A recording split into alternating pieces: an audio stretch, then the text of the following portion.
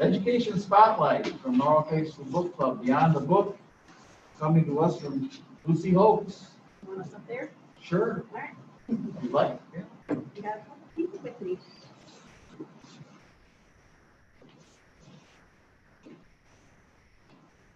Thoughts and thoughts. So I am Lucy Hopes. I am the book club administrator. No, I don't know. And I brought Maya, Jaylee, and Lily with me tonight. These girls have been in book club for the last 2 years, and they must enjoy it. They keep coming back, so that's a good thing. In 2014, when I started working in the library, I asked Mr. Cooley about starting a book club up. We had a couple sets of books in the library already that would work, but that was it. We only had like 3 sets. So Gary Beers helped me write a couple of grants, and we were able to come up with the funds that we needed then to run book club. So it's been really great. We have a ex-book club member there that was sad when I took her off of our list. She was no longer available in the Remind app anymore. When we started, I put a sign-out sheet for about 20 kids, and I actually ended up with like 24 or 25 kids, so I scrambled to find more books that year. But when we got the grant money, then I just kept ordering books for all the kids that we needed.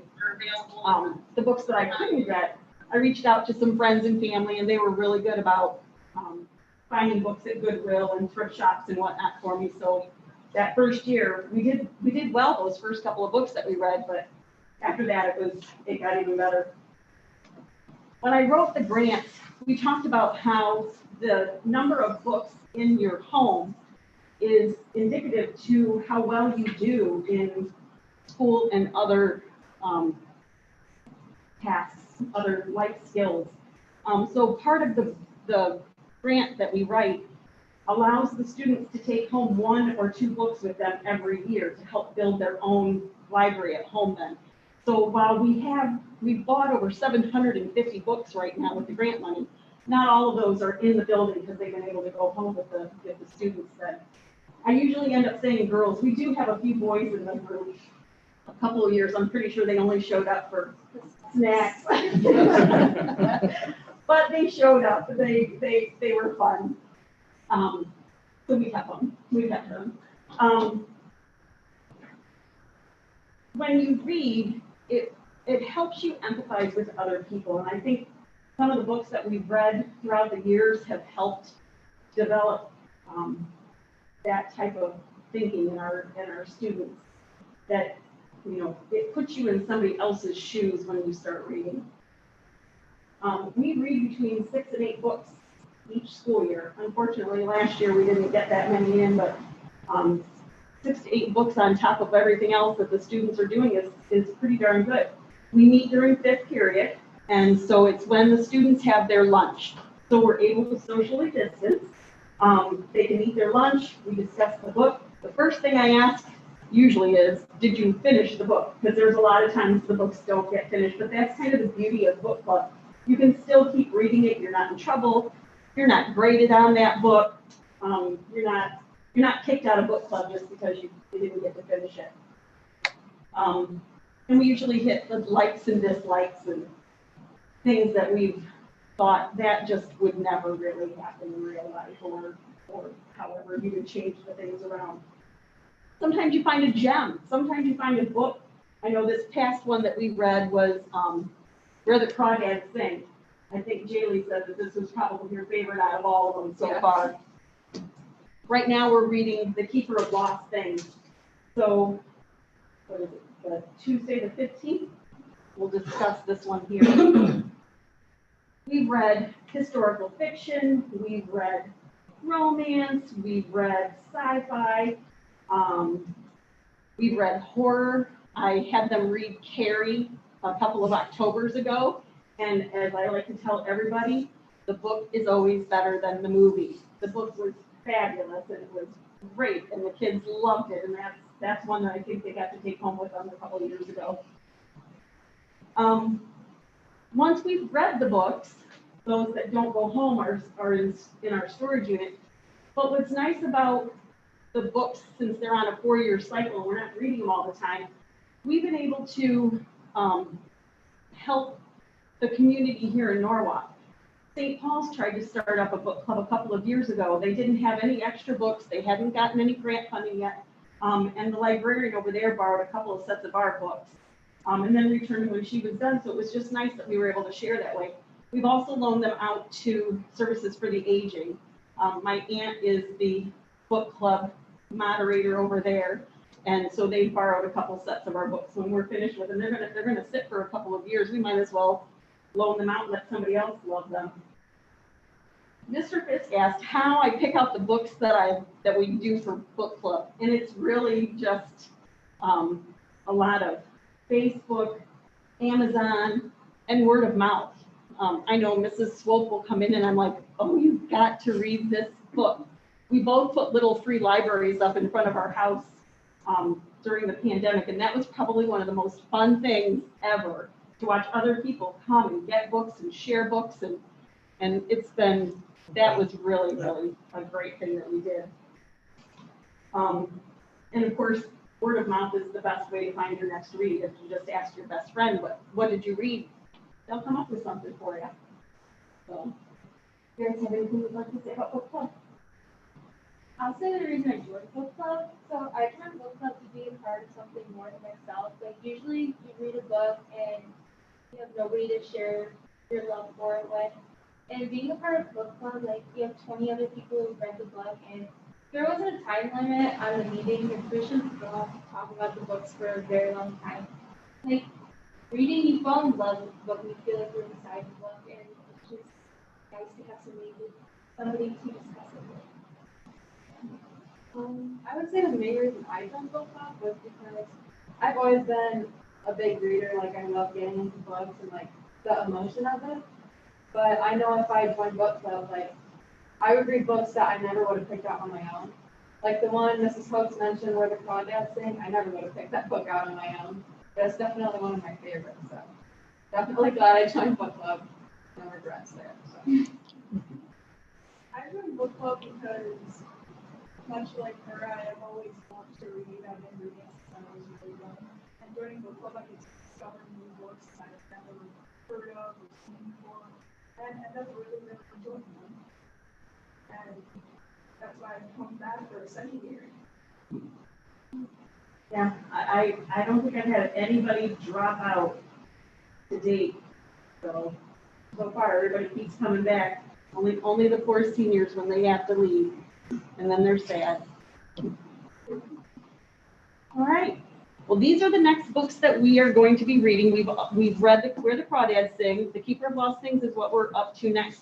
And then our next 3 this year are The Giver of Stars, Dear Edward, and then Calling Me Home. They're all different. They're different genres, but they're all really good books so far that we've read. If you ever get an email from me, if you want to know what we're up to, I found that I could put a little icon, a little picture of the book that I'm reading, and if you click on it, it will either bring you to the author's page, or it will bring you to Goodreads, or it will bring you to Amazon, where you can read a little more about it. So I managed to figure that out with the help of Chris Adams. It was great. So that's what we're up to in book club right now. So. Lucy, when you usually talk about your next read, what do you have, like several books of the same, and everybody reads it at the same time, or do you have to pass the book? No, I have, well, now I have 30 copies of everything. When I order books now, I've been ordering 30 copies of everything, because I started off with 20, and then 25 kids signed up, so I was looking for books. So the next year I made my list for 25, and I had 26 or 27 squeak in. So now I just order 30 books. If we don't have enough, like right now, Mrs. Not Mrs. Woods, Aaron Ford, Mrs. Ford in the MH classroom, she is actually taking one of the books with her, and she's reading it out loud to her class. And then she's got a couple of students who have been coming down to the library to discuss the book with us, and then they're all done reading it. So she's been taking one of the books with her. But yeah, we have enough copies for everybody that's in book club right now. So this is what we're working towards this year. I do have another grant that I sent in a month ago. So hopefully when that comes in, because like I said, we read between 6 or 8 books each year. And again, it's, if they can't finish it or something comes up, there's no penalty, and that's probably what's nice about it, is like, I didn't finish it, and I really want to, I'm like, keep the book and return it when you can, so, but yeah, that's what we do. What do your shirts say? Oh, I can read part of it. our shirts say, books are a uniquely portable magic. It's a quote by Stephen King, which he's my absolute favorite author, and these were our shirts from last year, but it's true. A book can take you to Paris, you can be smelling flowers, you can be looking out at the Kremlin, you can go anywhere when you're reading a book. If you're just sitting there reading it, you're totally absorbed in where you are, and that's probably the best part about reading. What do you sponsor the folks? Oh, I knew that was coming up. I'll make carrot cake cupcakes. The best, number one in the world. There we go. You got straight A's because of those.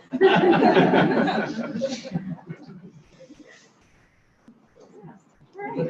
Anybody else? Thank you. Thank you, ladies.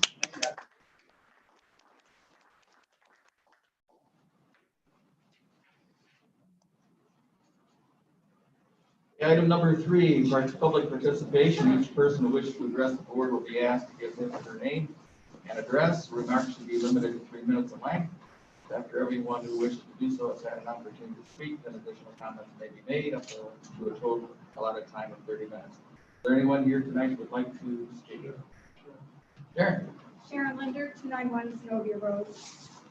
Lucy will not sing her own praises.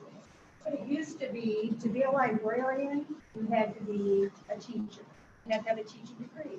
Then they made it that you had to become a media specialist. Then they went to, let's save some money. Lucy is an aide. She does so much for that library. It's so welcoming. Kids love to go in there. She has gotten me to read books that I never would have read. I'm like, no. She goes, trust me. And then I'll read it, and it's amazing. She does so much for the students, and we're blessed to have her. Thank you. Anyone else?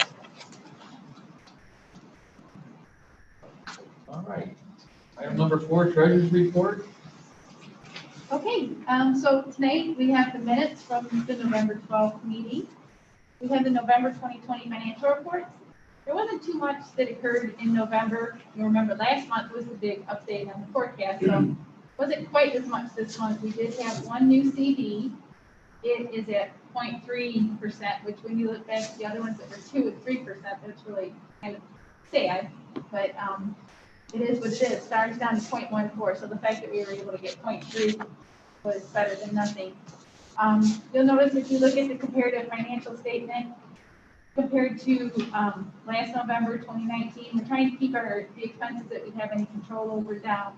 So our purchase services are still underneath supplies, tax, we're not ordering unless necessary. Our salaries were a little bit up for the month of November. That was because all of our fall supplementals were paid in the month of November, where before they kind of trickled in a little bit slower. So we did have all of the fall supplementals paid. Then we have resignation, Bonnie Morgan. My accounts payable is retiring January 1st. She is then being replaced by Heidi Heichi, who is moving over to become the new accounts payable treasurer's assistant, effective January 1st, 2021. We then have family medical leave for Doug Elmer, November 23rd to February 15th. We have estimated revenue and appropriations. This was a change. The school bus purchase program, we knew that we were going to be receiving money for the school bus purchase, but I did not know what grant fund this was going to be since it was coming through the state. It is actually going to be the 499 grant fund, so that's why we need to get it on the appropriations. The school bus is in. We just got notification yesterday, so that's exciting. We're getting our new school bus. And then we had the ODE updated the payment for Norwalk Catholic School, so we're revising that. So that's the 401 fund. Then we have the 035 fund for severance benefits. What this does is it sets up a separate fund for severance benefits when the employees retire. This allows us to take that money on a regular basis out of the general fund and put it into the 035 fund. You remember in my forecast, I had talked about how we have quite a bit of a wide swing in what we pay out each year for severance. It can be anywhere from $50,000 to almost $400,000, $500,000, depending on how many people may retire in a year. So that skews the numbers on the forecast. It makes your salary number look different depending on how many people have gone in that year. So by doing a set amount every year, the same amount, this will move it over to the 035, so that fund will be the one that moves while our general fund stays the same. Also, it gives us a better reflection of what is actually in our general fund, because right now, our severance benefits are by negotiated agreement promised to our employees, so therefore they really aren't there for operating purposes because they've already been basically restricted. So that's what the 035 fund does, is it makes a truer picture of what our actual expenses are, and it does show what our actual cash balance is. It doesn't, by moving this over to the 035, it doesn't restrict it.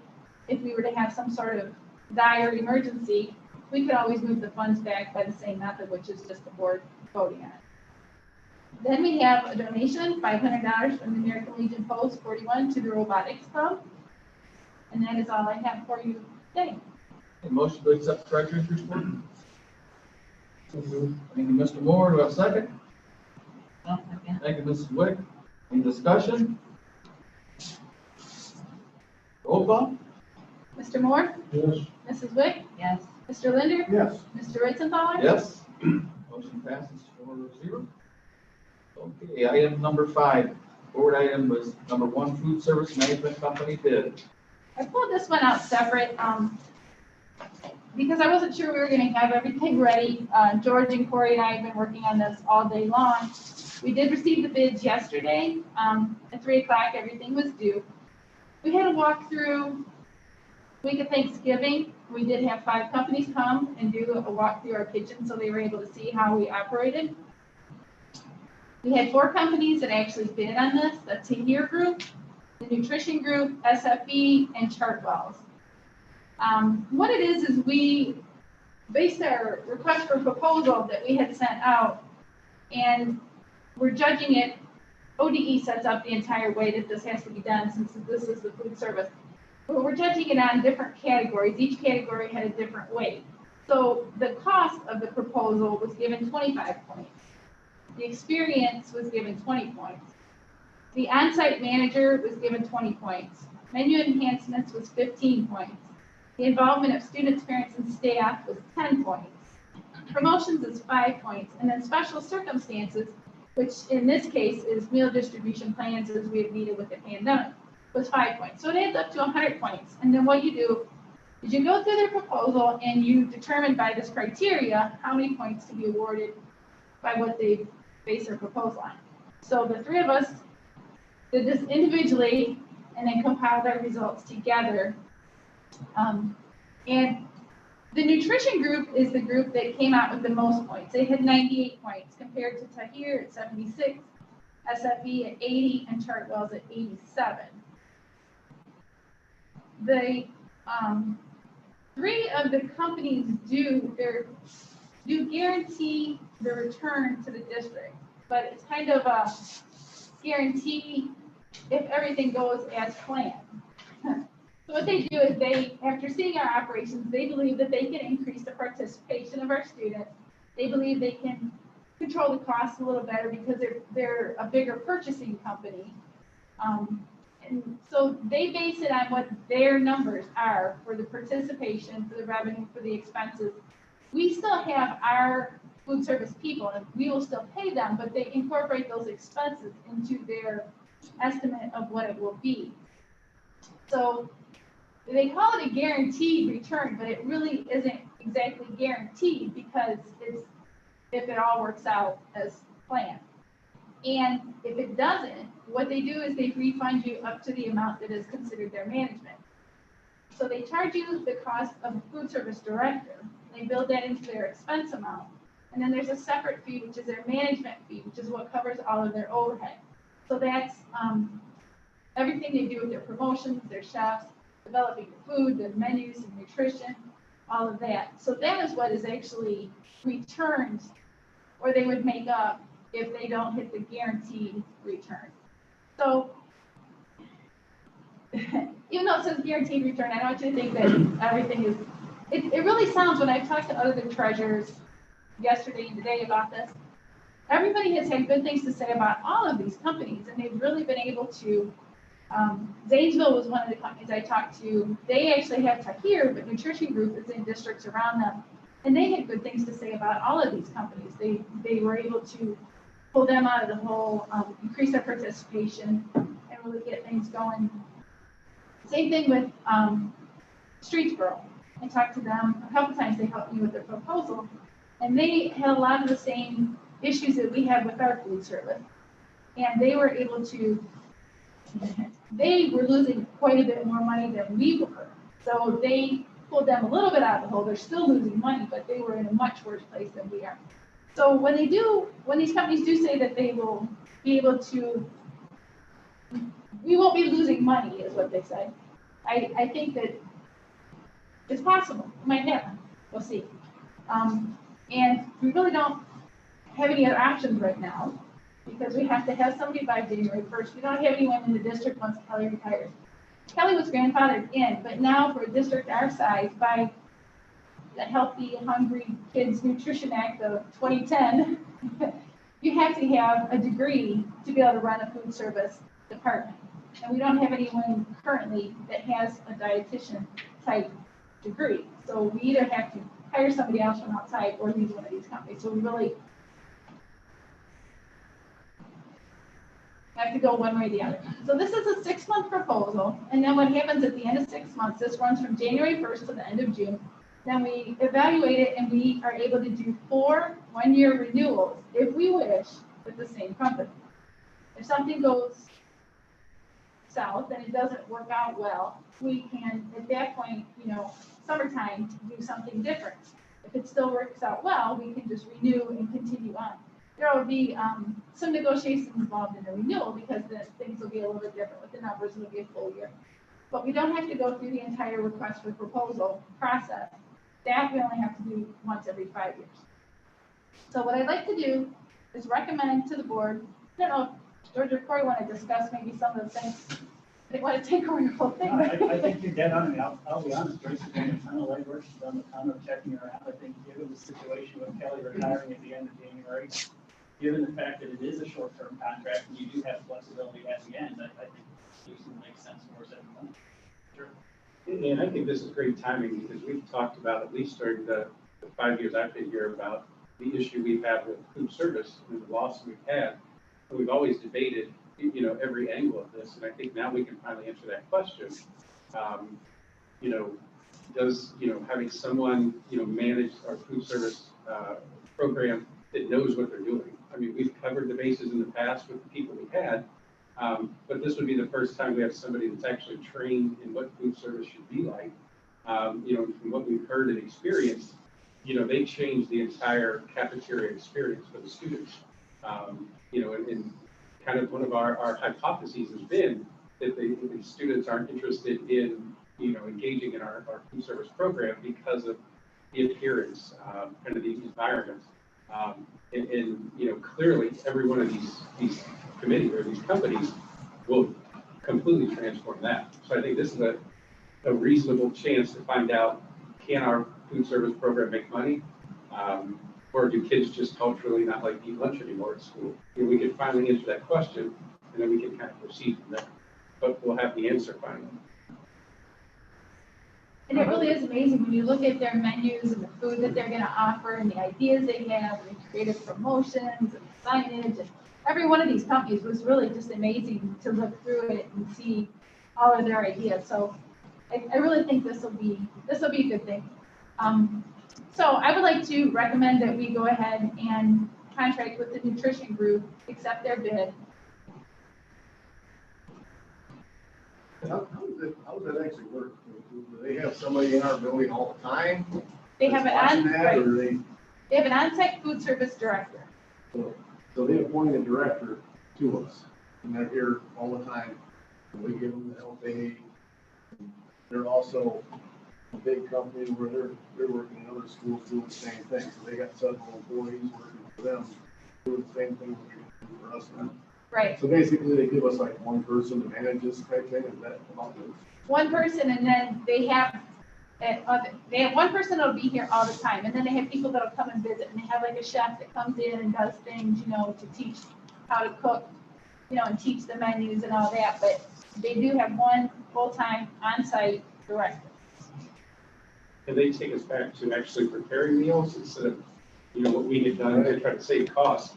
One of the angles that the district had taken in the past was trying to go with a lot of prepared meals, which the kids aren't purchasing, so it must mean they don't like them. Right. So this will go back to trying to create meals, using the access to the chef and their food service network that you're buying into with this company, to leverage that to appeal more to your kids. I've gone to the state capital conference at 3 years, and I always go to all the food vendors. Well, to see the presentation, plus to see what they have, because they always have something to try, but it's impressive. It really is. The colors, the choices, and it's always something that everybody likes, so, I support this 100%. And they did all offer to come and do food presentations, but, with the whole COVID, and it just really wasn't, it just wasn't a good year for that, but that was something that they had offered to come and do, but, sorry. So our first day back in January, you guys will be there. Yes. Bring them on tonight. We have a motion to hire the nutrition group for food service. I so move, I think this is something that we should absolutely do. Thank you, Mr. Fletcher. You have a second? Second. Thank you, Mr. Lynn. Any other discussion? Roll call. Mrs. Wick? Yes. Mr. Linder? Yes. Mr. Moore? Yes. Mr. Ritzenthaler? Yes. Okay. Item number 6, personnel. Mr. Best? Under personnel items for approval, the first one is, similar to, we saw a theme with the treasurer. Items there, we have 2 people resigning from their employment with the district. I'd like to point out Darlene, who's retiring. Darlene, for everyone that knows her, knows I've kind of used the analogy of she's like our utility infielder. She can play every position and she can do it well. She's a Hall of Famer. She's going to be a very difficult person to replace. We talk about as people start to retire in the business world and all the knowledge and experience that walks right out the door with them. This is another example for us, losing Darlene. She's a great employee, works her tail off for us, and we wish her nothing but the best in retirement, but definitely a huge loss. Number 2 there, one that we're very excited about. As we saw with Contractor Stadium, when you let Norwalk, the community of Norwalk, know you're struggling with an issue, they step up. And, we got the message out that we were struggling. We closed school one day because we were having a struggle with finding substitutes. And a number of individuals throughout the community have really helped us get that word out. And a number of the individuals on this list came to us to help out. So in our time of need, as usual, the Norwalk community is stepping up again, and we're thankful for these individuals that are coming forward to help us keep schools open and keep our building staffed. Number 3, we have our winter cheerleading. Number 4, 2 coaches for middle school wrestling. Those are all the items under personnel. Motion to hire the people in the personnel department there. Thank you, Mrs. Wick. We have a second? Second. Thank you, Mr. Moore. Any discussion? Okay, roll call. Mrs. Wick? Yes. Mr. Moore? Yes. Mr. Linder? Yes. Mr. Ritzenthaler? Yes. Superintendent reports. Under superintendent's reports, we have a few board policies. Most of them are minor. Letter A, executive sessions. There's just minor language changes in that one. B, administration of federal funds. There's an addition is required of procurement language, and that's relatively substantial in there. C, the bonded employees, that adds the option to provide coverage through the district liability insurance instead of purchasing a bond for required employees. And it also extends that to the requirement to cover non-employees who collect money on behalf of the district. So there are major changes in that one as well. Going to D, petty cash, there was just one word correction to the references for the policy. E, deposited public funds, another substantial update to a number of policies and procedures related to cash transactions. And F, computer online services was completely just minor grammatical changes. Number 2, in talking about our struggle we've had in finding substitutes, we're asking that we take down the hurdle of the cost of the background check to reduce anything that would be in the way as a barrier to the many people that would like to come through and help us out from a staffing perspective. So that would be for substitutes for just until the end of this school year. And the last one is to allow the cheer competition team to use Norwalk High School's main gym on Sunday, December 13th, to video their routine for one of their virtual competitions. We have a motion to accept all items under superintendent's reports. Thank you, Mr. Moore. Do we have a second? Second. Thank you, Mr. Linder. Discussion? No discussion? Roll call, please. Mr. Moore? Yes. Mr. Linder? Yes. Mr. Ritzenthaler? Yes. Mrs. Wade? Yes. Okay, section B, items for discussion. That's right. Getting ready for our January organizational meeting. We have 7 o'clock will be the organizational meeting, and we're appointing Mr. Ritzenthaler to continue as president pro tem.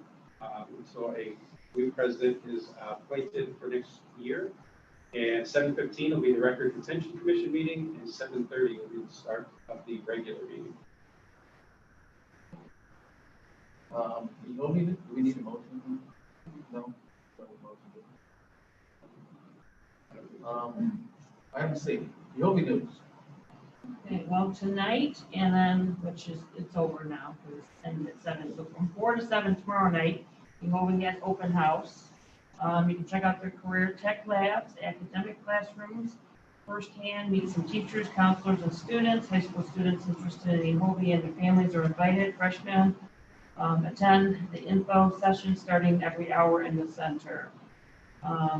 So tomorrow night from 4 to 7, they'll have that. And then more information about enrolling will be coming through the mail for everybody. Okay, thank you, Mrs. Rick. Legislative report, anything on that front? Well, actually, this is, they call it the silly session, when the lame duck is in session. There's been a lot going through. Actually, there's been quite a few bills that have gone through. I'm not going to go into all of them because I just want to talk about the fair school funding plan.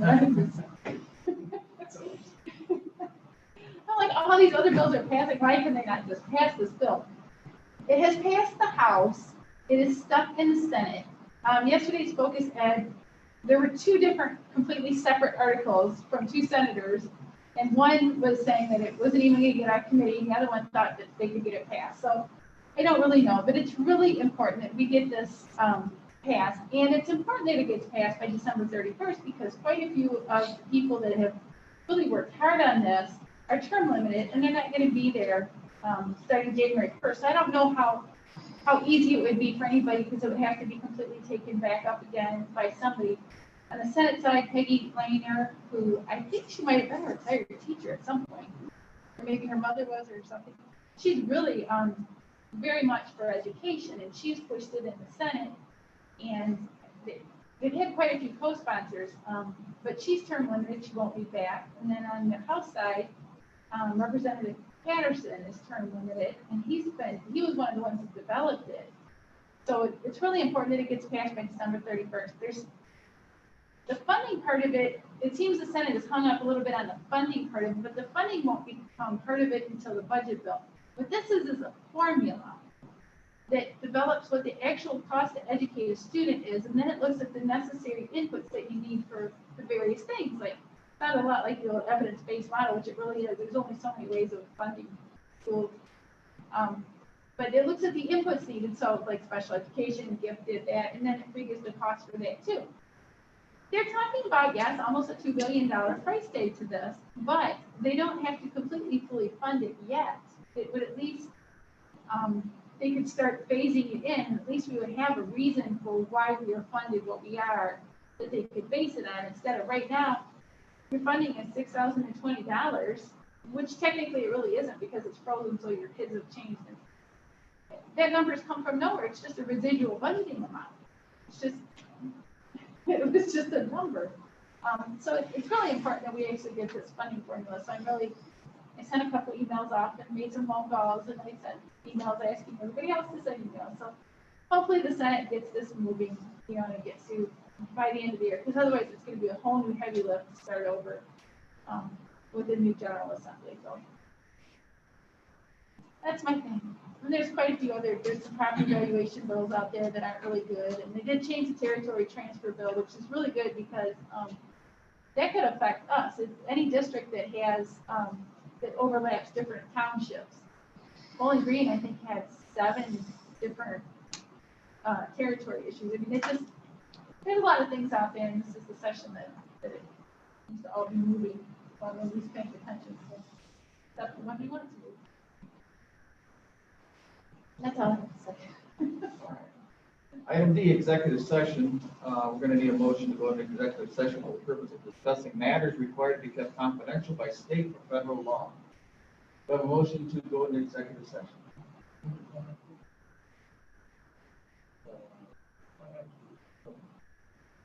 What do you want to make? Let's wait till that. You want to make a motion? Yeah, I'll make a motion, we go into executive session. Thank you, Mr. Bloom. Do you have a second? Thank you, Mr. Linder. Roll call? Mr. Moore? Yes. Mr. Linder? Yes. Mr. Ritzenthaler? Yes. Mrs. White? Yes. Okay, there may be formal action taken by the board after the executive session. Maybe. Okay.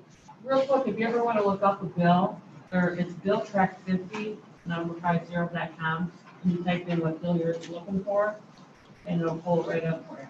Easiest way to look up something. I'll post on a bill. Bill, BILL, track, TRACK, 50.com. I didn't either. I didn't watch that. Mr. Moore. No, I just want to make a comment. I'd like to thank Mr. Cooley and the high school staff who's ever involved with the decorating out here. I think it really looks nice. It's just to stand out. So I'd like to thank whoever's involved. So thank you. Thank you. I'll relay it to Ms. Molar and the student council.